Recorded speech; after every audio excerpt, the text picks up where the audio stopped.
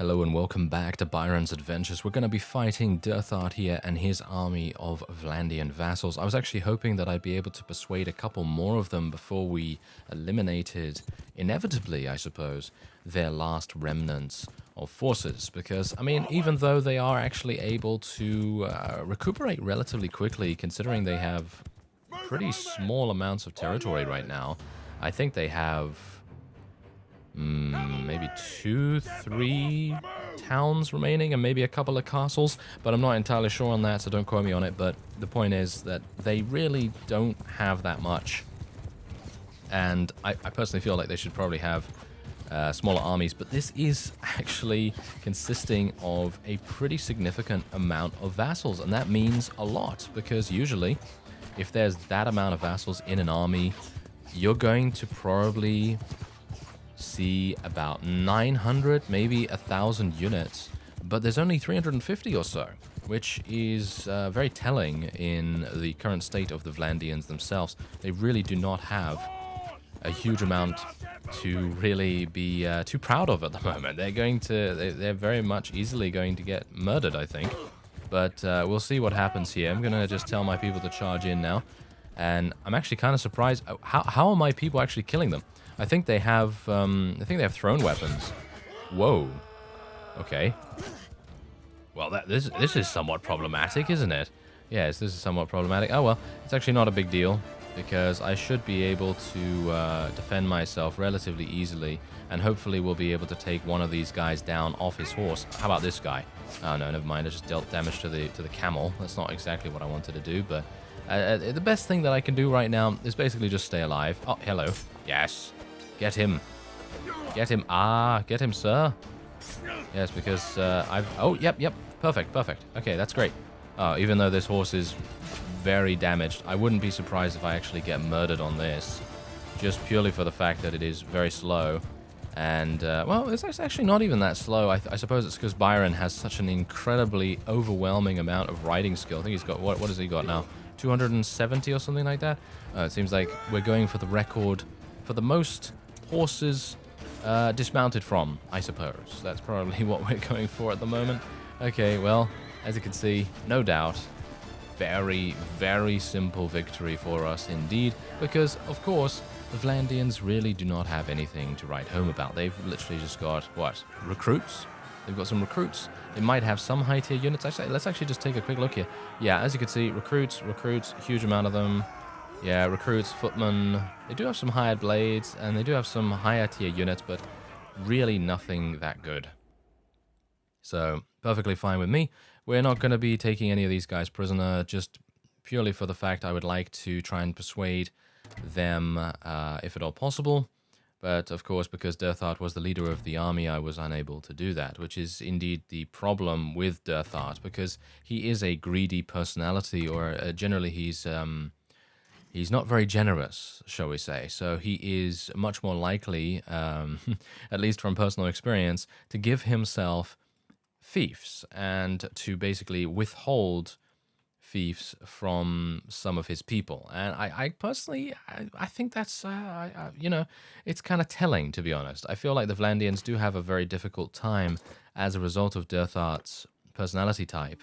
Because if we take a look at him right here, and you take a look at he's cautious, and he's, oh, never mind.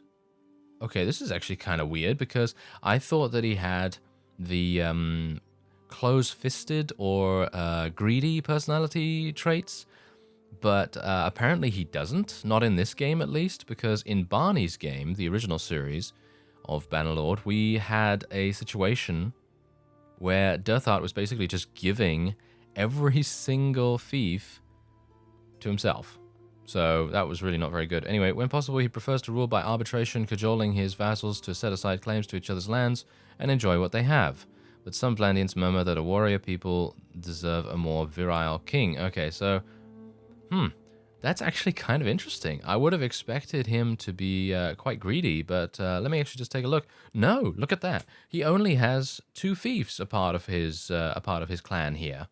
That's very interesting. So he's a much different Derthart than what we remember from the previous, from the original series, should we say. So, as you can see, they got 1, 2, 3, 4, 5 towns. I think what we're going to do is we're probably going to try and strike at the Vlandians at this point, because I could probably draw quite a few of our vassals into an army nearby, and then we'll have a pretty decent time of things. I'm actually looking for grain. I'm looking for food from various places here. There's clay. Can I not get anything? Can I not get anything better than this? Ah, there's grain. Okay, perfect. So if we can go over to these grain villages and various other places, then we should be able to sustain one. Oh, look at this. We've taken another castle. Great. Fantastic. Abelitos, this will go to you because you only have one castle. Well, technically Krotor only has one castle as well, but, you know, I suppose we have to make a decision between one or the other, and they both have one, so not really a difficult decision. All right, so we're going to continue on to, what is that? Hallisvost? Yes, Hallisvust even, or Vust, or something like that. Anyway, so yeah, we're going to go here. We're going to buy some grain. I'm hopeful they'll have about 200. Yeah, they have 189. That's perfectly fine. As you can see, we have now 44 days worth of grain. We're also going to be heading in to the town here for the very pure reason that I literally just want to buy some more goods, and I also want to sell a bunch of my weapons too. So there's 17,000 right there, and we can sell the shields as well, which is really nice. Okay, so let's just go here. Oh, nice. They've got a whole bunch. They have a whole bunch. Yes, I will be buying all of this. Thank you very much. And I suppose what we'll do is we'll just sort by value, and then I'll just sell a bunch of high value stuff just to try and get a little bit of extra cash here. I mean, we don't really need the cash right now, but as it's shown in the past in this series, it's probably going to be a good idea for us to have a pretty sizable amount in our reserves, because if at some point we need to persuade a particularly strong vassal, then we'll have the funds necessary to make that happen. All right. So let's go over to our party screen right now, and actually, ooh, look at this. All my people are actually perfectly healthy. That is very, very rare indeed. Usually we have a situation where most of my companions are either wounded or healing themselves or something like that. So it's actually very cool to see them all at full strength, which just means that they are prepared. Oh yes, they are prepared for the next siege. Alright, so we're going to just take a look here at who is nearby. Cordagoth of the Embers only has 48 people, but he is close by, so I suppose we're just going to get him. We'll get all these other people. I'm going to extend the limit to what I take by 2 days. So basically, I'm just going to have 2 days as the limit, and anyone else outside that limit is not going to be added. So we'll do that. As you can see, though, my vassals are running around with some extremely strong armies. Look at this guy, Krotor. Oh, he's doing some work for us right there. All right, so wait a second. He's Dionykos. Okay, so let's just actually take a look at him. Wow, a lot of our people have massive amounts of influence because they've been doing so well in terms of their effectiveness. And look at this guy. He doesn't have a huge amount of influence, so I'm actually going to be donating a little bit to him because he needs influence to be able to pay off the cohesion or to be able to form new armies and things like that. And I personally would very much prefer him to take that town that he is actually wanting to take. So if I have to donate a little bit to him for him to be able to do that, that is a small price to pay. Alright, so 760 should be enough for that, and we're actually just going to head on to this castle here, and I'm thinking we'll probably take Osterken if we can do that, because as I've said in a previous episode, I personally feel like this is a good area to sort of cut off from any of their supply lines. Also, you've got to bear in mind that I seem to have missed this castle here, and this is going to be very easy for us to take. There's only 716 units there. I'm actually wondering if any one of my people is making their way over there. No, it seems like they're not. Oh, that is actually hilarious. I was about to say, this army right here seems pretty useless because they're just patrolling around this particular area, and then I noticed that it's actually my own army. Oh, of course. Classic. Classic. Okay, so yeah, we're gonna besiege this, and I think I can probably start ahead of time. I don't think I really need to worry too much about them sallying out, potentially. We're gonna get trebuchets up and running as soon as possible as well. I would personally, if I can, like to auto-resolve this. I personally feel like investing the time in besieging towns is definitely worth it, but castles, in my opinion, should probably be done with auto-resolve, at least if we want to get to both sieges in this episode. That's probably going to be a good way to go. Anyway, let's see if we can build these and hopefully start getting the walls down soon. Now, this is some craziness right here. It looks as though Krotor has been successful in taking this town, and I'm not going to give it to myself because I'm actually not there. I'm relatively far away, and it is just not going to make any sense. So I'm actually going to be giving this to Godun because, as you can see, he's only the owner of one castle. However, this fellow is the owner of two, so it kind of makes sense to be a bit fairer and divvy up the spoils of war in a relatively fair way. So that's what I'm going to be doing there. And hopefully Godun will be able to field larger armies as a result of the increased prosperity gain from having a town under his command. So hopefully that's going to happen. Otherwise, I'm just going to get prepared for this. Oh, it seems like, oh, look at that. Sanion has been captured. Ooh, not a big fan of that. Not entirely sure how he was even captured, to be honest, considering I feel like the Batanians, they're very much weakened right now. I think that he probably got caught out because, as you could no doubt tell, there was only one of him in the message, and that meant that he wasn't even in an army or anything like that. These guys level up so incredibly fast. There's always something to level up, isn't there? Yeah, I sound a bit annoyed by that, but I really am not.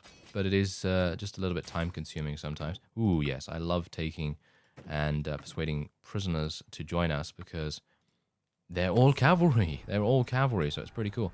Okay, so as you can see, unfortunately, my auto-resolve strength is not enough. This is nowhere near enough for me to be able to go straight in there and expect to deal damage. It's just not going to work. So I'm going to leave it the way it is. Lukon is actually creating an army now as well, which is very nice to see. Oh, hello there. Heckard.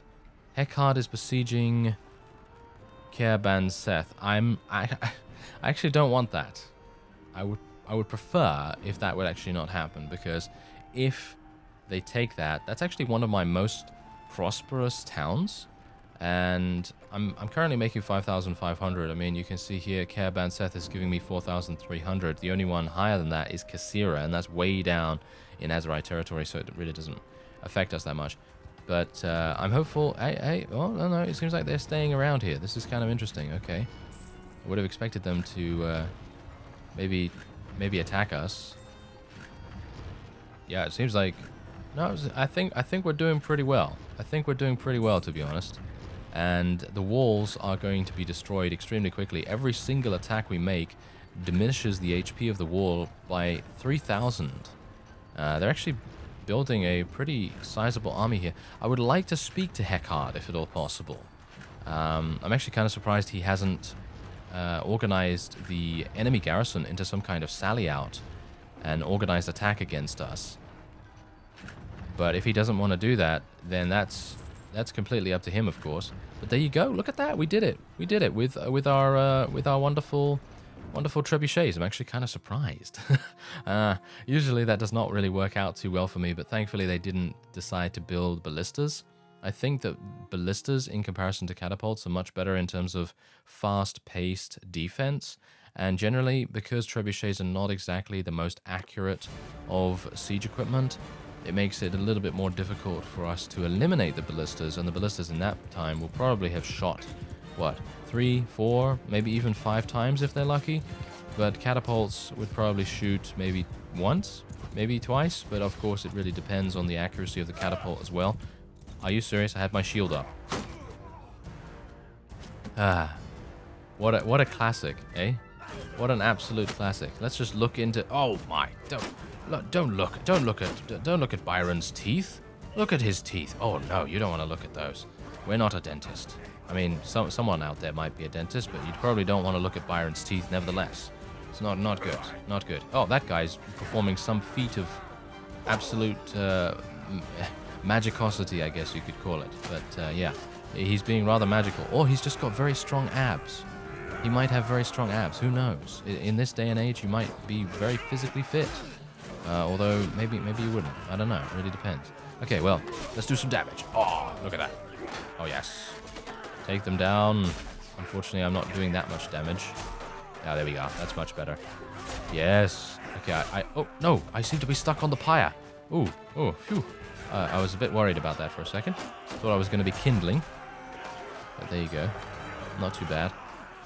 Yeah, I think we're going to be absolutely fine here. Just hopefully I'm not going to get shot and killed. It's more than likely going to happen. Or I'm going to get killed by some random militia with like a mace or something like that. I always seem to get killed by the guys with maces for some reason. I don't know why that is. But, you know, maybe it's because they're really good in close quarters combat, and I'm really not. Because anyone that's got a mace obviously has extremely short reach, but they're really good if they get close to you. Because they can just very, very quickly attack and not really have any drawbacks whatsoever, with the exception of obviously not having any reach. Because if you attack them from a fair distance away, then you're going to have a pretty easy time of dealing with them. But if they get within your effective range and then reduce your effective range to basically 0, then obviously that's going to be a bit problematic. Anyway, I'm just going to shoot a couple of people here. I'm actually kind of surprised with the amount of bow skill I have that I'm not actually able to kill enemies in one hit. I would actually need to get a headshot to be able to do that, which I suppose is... I'm not sure. Is that realistic? I don't know. I mean, I guess it might be, because you might not kill someone from hitting them in the shoulder, of course, or in the leg. You're probably not going to kill someone at that point. But if you obviously hit them in the head, then yes, of course, you're probably going to, more often than not, deal a fatal blow.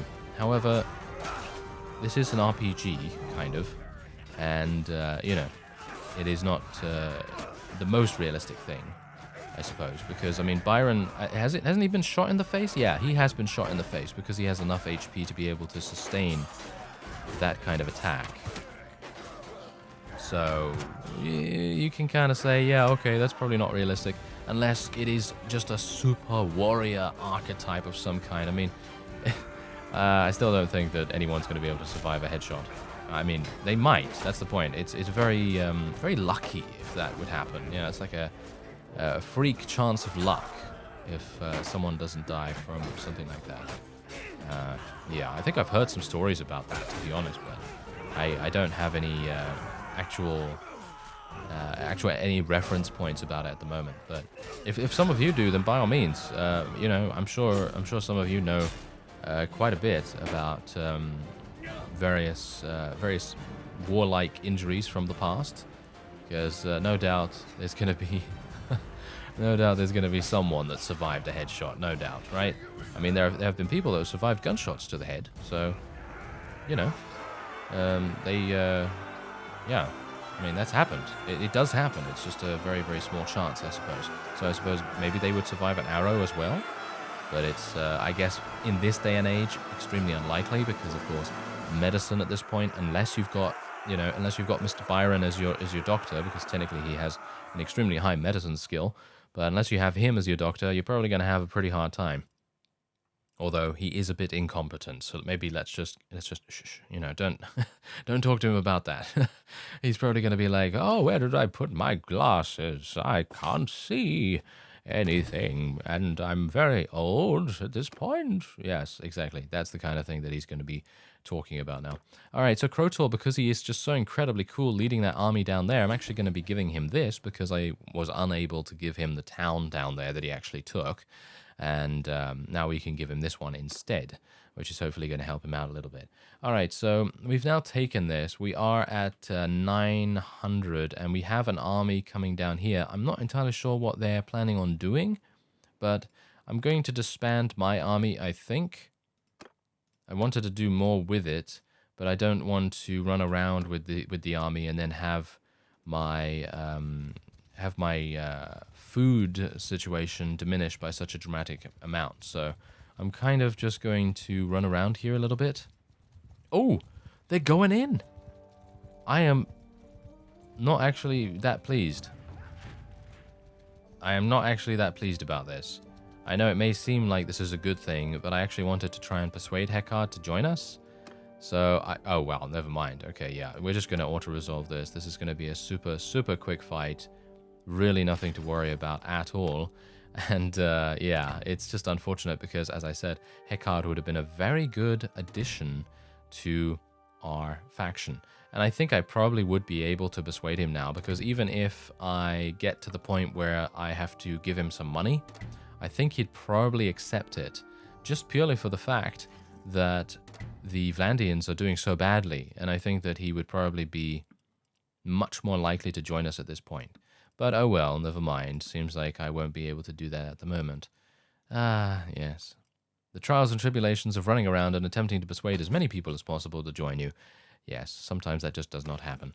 Oh well. Okay, so we'll just take all the loot that we can. I have 1.36 million now. That's pretty good. That is pretty good. Okay, so now that we've done that, I think what we'll probably do is we'll go over to the other castle over here and probably try and take that, even though I would like to take Osterkund, but I'd also like to maybe just give my forces a little bit of time to recuperate before we do another big siege. And I might very well be able to take this castle by myself, because I think it only has, yeah, it only has 700 units or so, which is really not a particularly big deal. So let's see if I can level up some people here. Oh, there's so many. Yeah, I have actually tried to install mods in the past where they allow you to advance units, and they don't seem compatible for some reason. Maybe it's just the one that I tried. Maybe it might be the wrong version for me or something like that. That might very well be the reason. So I should probably look around some more and see if I can maybe find one, because that would definitely help us out here quite a bit. But there you go. It doesn't take that long, I suppose. It really doesn't take that long. All right, so this castle, 716, should be fine. Should be fine. What else do we have going on here? Okay, that only has 1,000 units. That has 1,000 units. I'm thinking about expanding. Ooh, yeah. We're probably going to go and take Flintorg Castle. I think Flintorg Castle looks pretty good. I would like to focus or refocus my efforts on the Botanians, but they're kind of... Ah, never mind. Meritor is actually going to be taking Flintorg Castle, or at least he looks to be wanting to do that, which is pretty fantastic. Ah, Drapand Castle. Drapand Castle is now under siege by Ingaltha's party, which is very nice to see. And let me actually just take a quick look here. Oh, Byron finally has 79 athletics. Can you believe it? All right, let's go for 3% increased movement speed. And yes, I know that there is a very large number here, and there's so many traits and skill points for me to spend with my companions. I won't be doing that on screen.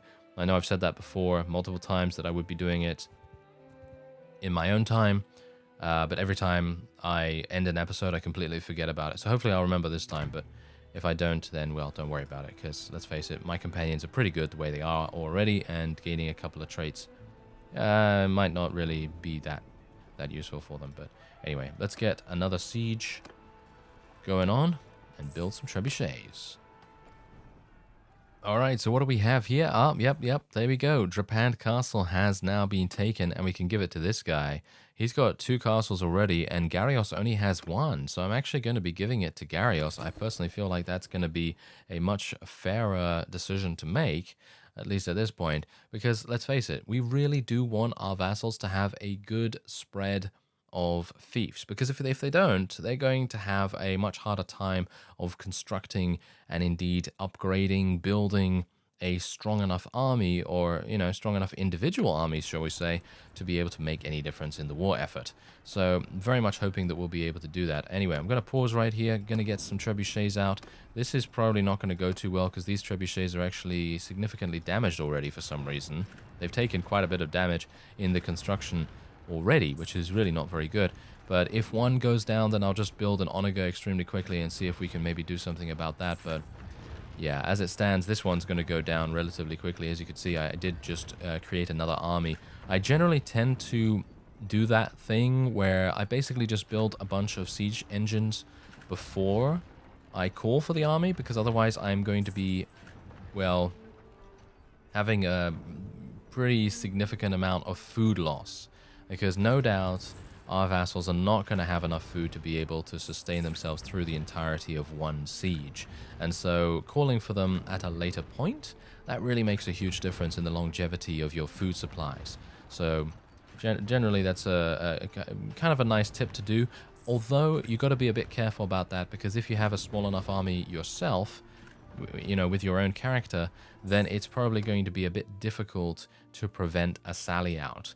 I know that from personal experience with Byron initially when we were trying to create our own faction way back in, like, what was it, episode 18, episode 19 or something like that, when we were trying so hard against the Southern Empire to defeat all of these vassals just streaming towards us again and again and again because they were so voracious, really, really what shall we say, stubborn, more like. They were very, very stubborn. They did not want to give up, and they were consistently drawing units from out of nowhere, pretty much, and attacking us. And when we were trying to take that castle, I remember that castle, what was it now? Sestadime Castle, yes. Sestadime Castle was the target that I had back then.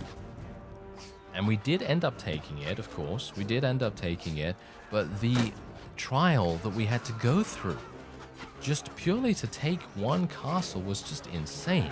We had to defeat so many vassals, including Regea, multiple times. And speaking of Regea, I do need to go and find her a little bit later on. Maybe after we've eliminated the Vlandians, although that might be a bit late. Because what's going to happen is we're probably going to come to a point where the enemy is going to declare war against us. And I'm talking about, of course, the Crusade. The Crusade are basically our mortal enemy at this point. I don't think we are going to have that many difficulties with the other factions anymore, but we are definitely going to have problems with the Crusade. Got to be a bit careful about how much I overextend here as well, as you can no doubt see. Oh, hello there. They're doing some weird stuff right now. As soon as I switch to my bow, they're like, oh yes, let me switch to my bow as well, sir. Take him out. Take him out. Nice. Okay, we've got to be a bit careful here. Jump onto the roof, Byron. Oh, no, you don't have enough athletics to be able to jump. Ugh. That happens, that happens. Okay, I'm going to get out my shield because apparently I need it. There we go. Okay, not too bad. Let's try and swing at these guys. Their shields are really good. Look at that. I mean, I think that's also something that is very different in Bannerlord in comparison to Warband, where the shield is much more resilient to damage than it used to be in Warband. And as you can see, I'm literally hitting this guy's shield, and if I was an extremely high level character in Warband, I probably would have destroyed that guy's shield very, very fast. But as it turns out, in Bannerlord, it seems like the shield never gets destroyed, so that's a pretty significant difference. So yeah, but anyway, as I was saying, we'll probably need to go and speak to Regea after this. Maybe after taking Ostracan, potentially, because the closer and closer we get to eliminating the Vlandians, the more and more likely it becomes that the Crusade will declare war on us.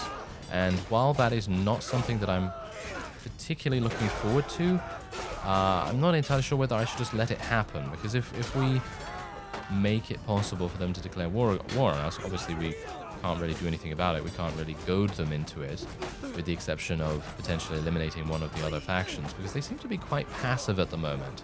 Not entirely sure why they're being so passive, but the way that it works, obviously, is that if we have a significant amount of power consolidation in our own territories, then the Crusade will more likely think to themselves, oh yes, we should probably eliminate that extremely strong faction that we've allowed to grow to such incredible heights.